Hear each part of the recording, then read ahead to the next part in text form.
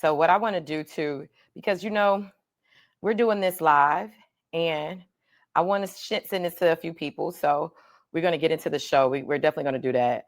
And I want to send this to another person here, because we need the numbers up. We need the numbers up. All right. Y'all make sure y'all like and y'all share. Y'all share it in y'all Facebook groups if y'all watching on Facebook. Last week, come on now, we had 35 live subscribers. Now I know y'all was here for the drama, but come here for the news too, okay?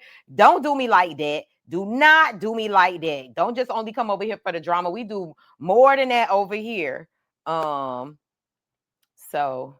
let me see. It was one other person I wanted to send this to, and then I'll get into our topics on the news you can use situation. Okay. Couple people over here. I know this is a little, it's not giving classy as our backdrop, but when you don't have a live producer, this is what we get, right? And there's one more person I wanted to send it to. Here we go. I'll see them as they pop into our situation. But yeah, how y'all feeling out there today? Sisters, how y'all feel? Brothers, y'all all right? That's right. Janae covers everything. Yes, she does. So I'm going to pull this in a little close because this is really bothering me to keep bending as much as I'm doing. Okay, that's a little better.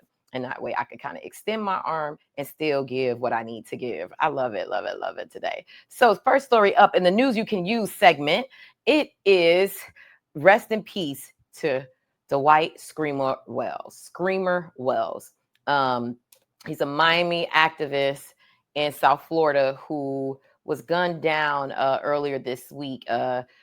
Knew him from my early days of working in at the Miami Times and my work with People Matter Fest and knowing Munch of Valencia. And so I haven't seen him in a few years, but he's always been, solid. And it was really, really heartbreaking and shocking to get this news. So let me share this with you, and we'll get into that story.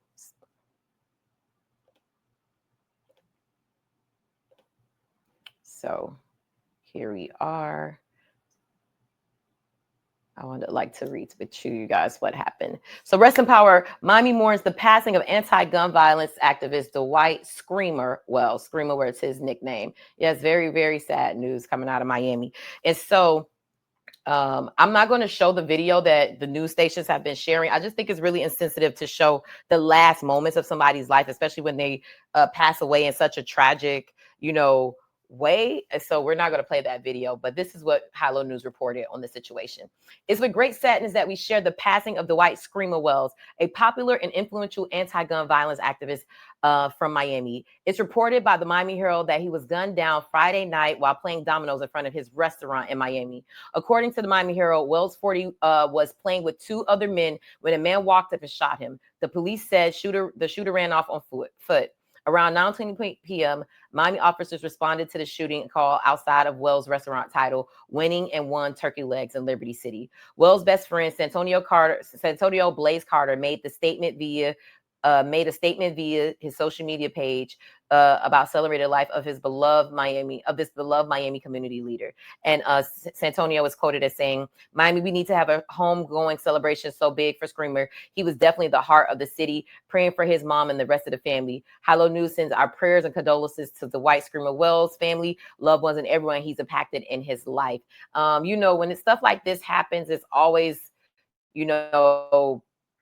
of course, shocking and heartbreaking to see this news, and especially someone who's in my age range. He's a millennial. He, doing community work like me. So it hits me a little bit different too. And to have known him, in real life, I was like, wow. I remember when I met him, I actually met him covering the tragic death, unfortunately, shooting death of King Carter, the 6-year-old King Carter. And he was a huge advocate, as you saw, like he's best friends with King Carter's dad. And, he was a community voice and a source for that story that was really, really dependable. And I appreciate him for that. That was kind of like almost like my introduction into hard news into Miami, because I hadn't really been a full-time reporter up until that point in Miami. And Dwight was one of those people that I first encountered and interviewed and got information about the community in Liberty City and learning more about that community.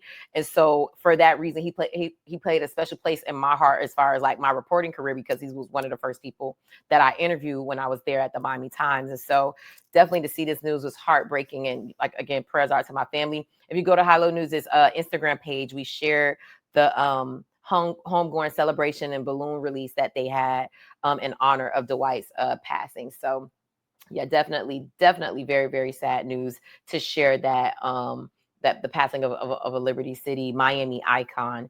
Prayers to his family.